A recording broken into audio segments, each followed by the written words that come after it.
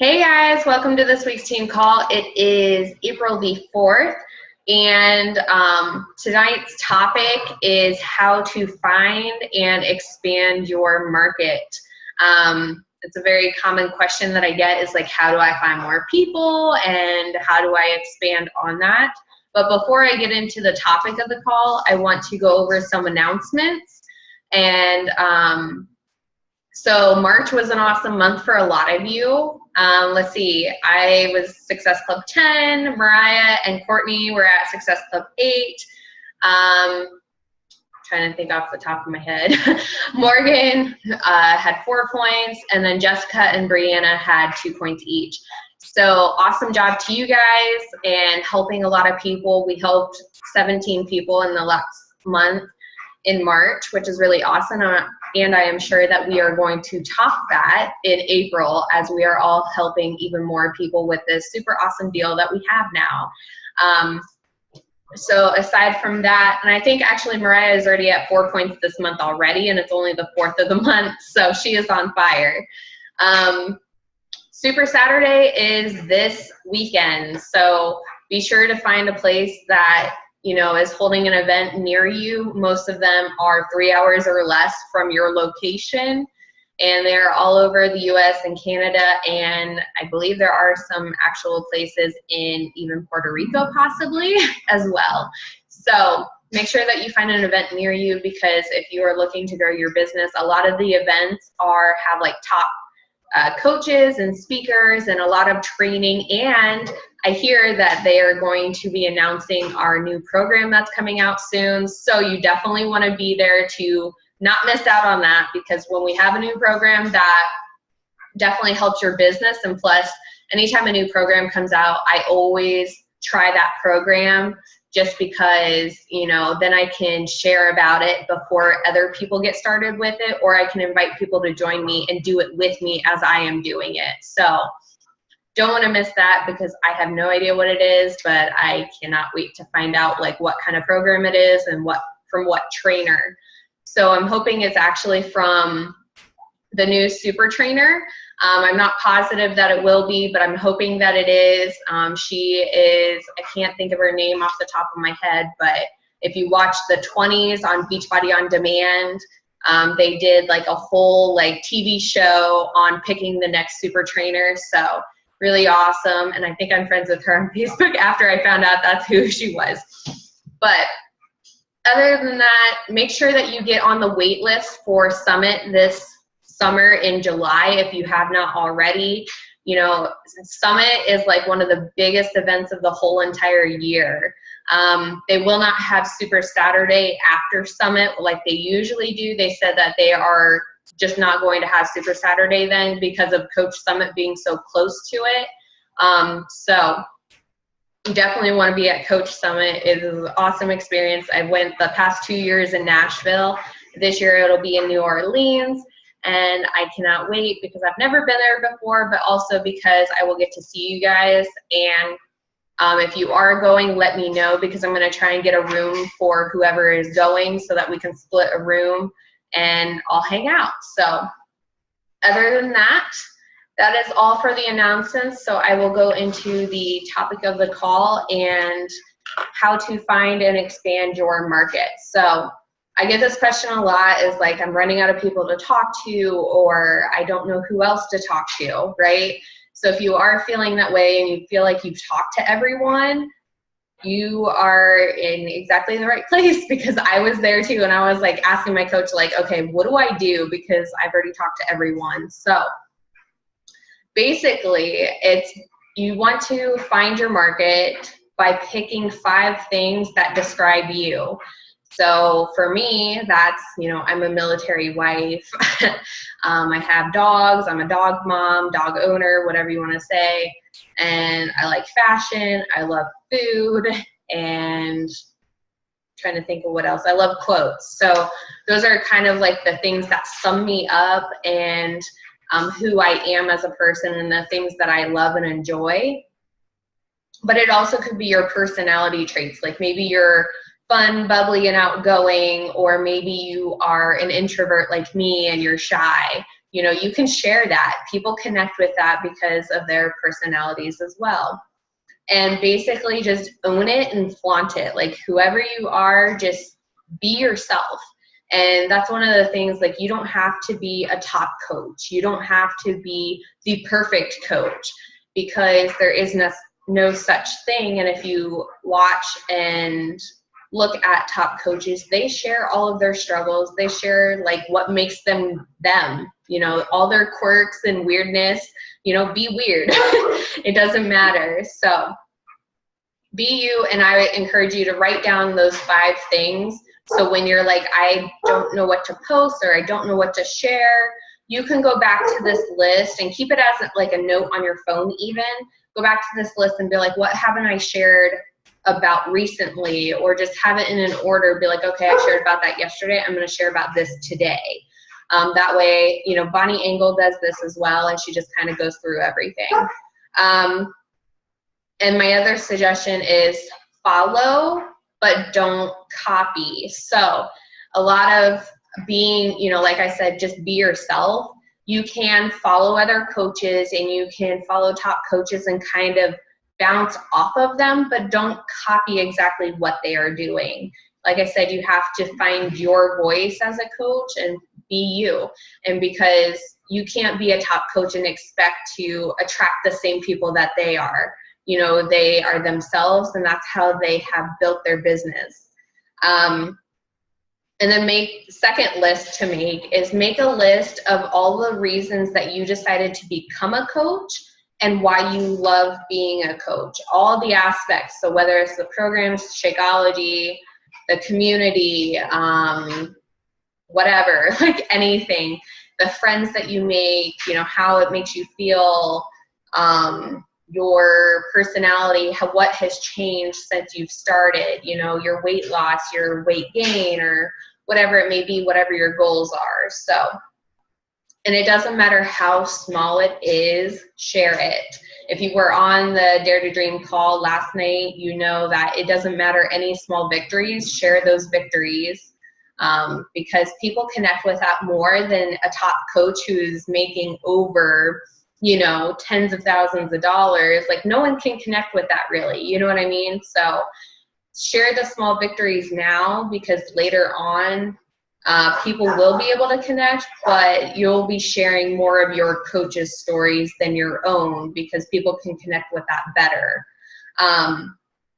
So, and then let's see. So that's how you find your market. You basically are being yourself and narrowing down to people who are, you know, finding people that are just like you.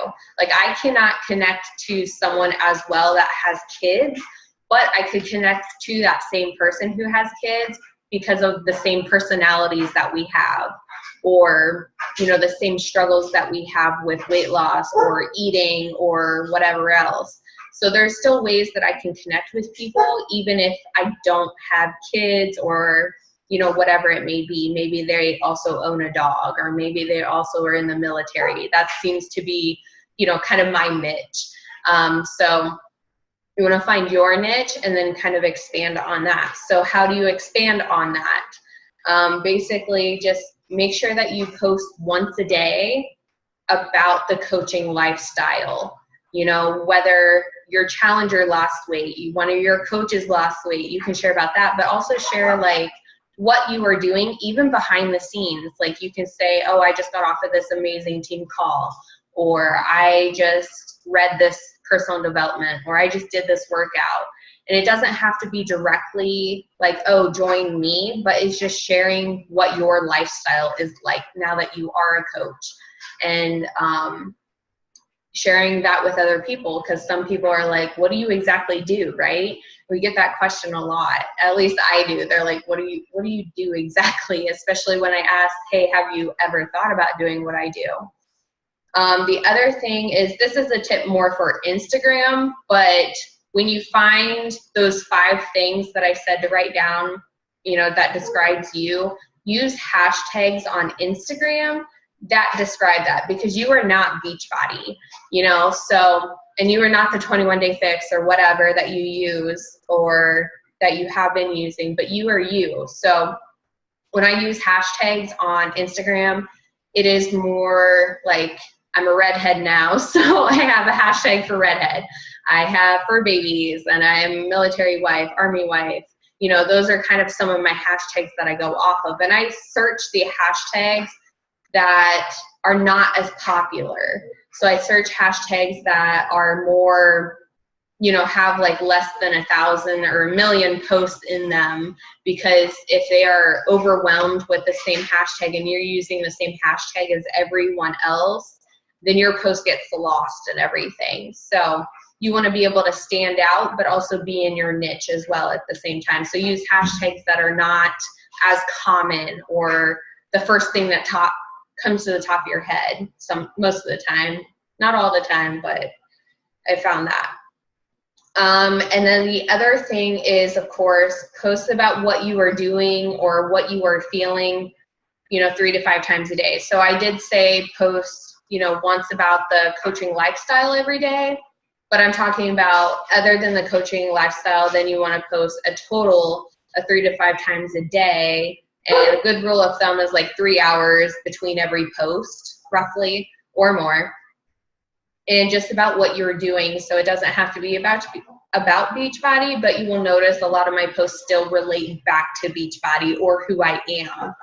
So like, I could say that I'm thankful that I got to stay home and I got to spend time with my husband. Even though he has a crazy busy schedule, I can accommodate his schedule because I can create my own schedule. You know what I'm saying? So it doesn't always have to be about Beachbody, but you can always add just a little blurb about why you love being a coach, even though you're not being like, hey, join me, right? So, and then the other thing is running. I know you guys have noticed since the beginning of this year, but running free groups, and you guys know that I do this every single month, but running a 3-day free group, I find that 3 days is like perfect. I don't like running more than 3 days anymore. And I know I've talked about free groups a lot, but run free groups on the topics that you are passionate about or that you love about being a coach. So for me, I love food. So meal planning, meal prepping, those are some things, or hydration, or what's the other one I did? Sugar detox. So those are all things that are related to me because I was addicted to sugar. I had a lot of sugar, and you know, now that I have learned how to eat healthier, that is another thing that I share a lot about and people give me a lot of questions about. So other than that, that is how you find and expand your market. Do you happen to have any questions for me? Okay, yeah, no, I am. So, putting like the 5 things that you're interested in, I'm kind of finding like as like a college student, like kind of the demographics that I'm more like reaching to is those kind of people. And obviously like college students don't have a lot of money, so that's kind of been the biggest thing I faced thus far. So what are your suggestions as far as like reaching kind of a different demographic of people that you can still connect with, but might not necessarily be in like the college situation? Okay, I would say more your personality, more of what you do or what you enjoy, like hobby-wise, or what you are passionate about outside of just being a college student, you know?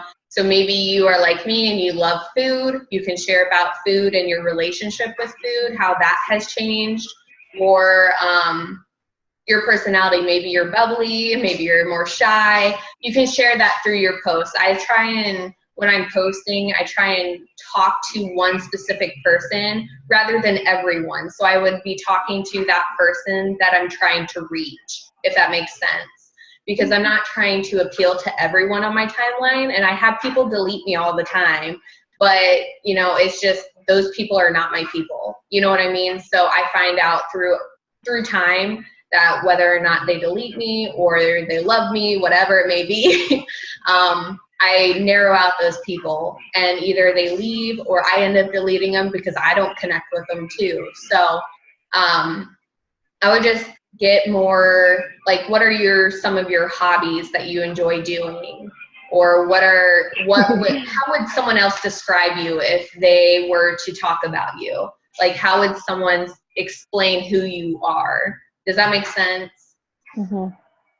So I know, like, for you, it's harder, with being in college, but I think I would share maybe even more about, like, how you got started and how you are enjoying it. And even though you are in college, you are making it happen. I think that's important for people, because some people, I feel that in your situation, are like, I don't think I could do that because I am doing this, this, and this in college. Whereas you are making it happen and making the time for it. So you are going to connect with those people that way, I think, better. But to get out of that demographic and reach to a wider audience, I'd say it comes back to more your personality, your passions, how someone else would describe you, more so than what you actually do, if that makes sense. So yeah. I hope that helps a little bit. All right. Do you have any other questions? I don't think so. Not right now. Okay. Awesome. I'm definitely like in that like funk of like, hey, now what? Like, I've invited all these people. Now what? Like, yes, that's kind of where I am. And that's the other thing. Like, make sure that you're adding to your market every single day. And I know that I've touched on that before, but send out 5 to 10 friend requests a day, and then delete the old ones on Sundays. Like, pick a day during the week when you can sit down and delete the old ones, like people who haven't accepted them. That way that Facebook doesn't block you from sending anymore. But in doing that, that's how I have built my Facebook, but also running free groups as well. So that's how I add new friends. So, like, I don't know if you saw my event that I did on my Life page for my next group, but I will invite all of my new friends to that. And then from there, I will post in there, which I'm going to do tomorrow morning. So you're going to be like, okay. But I'll post in there and say, like, anyone who has accepted or I have invited, I'll be like, hey, invite some of your friends and family to join you in this group for more accountability or whatever it may be. And then this is how you join the group. And then that way they are inviting their friends. I can send their friends or family a friend request and kind of broaden my market that way, because it's going to be people similar to them. So that's another way that I use free groups in order to kind of expand on that as well. So, but other than that, that was all I had. I know it was kind of short and sweet, but that is a topic and a question I get a lot. So I thought that I would share more on that. But other than that, I will see you again next week or on Rocket Nation's call tomorrow. Same time, same place. So I will talk to you later. Bye.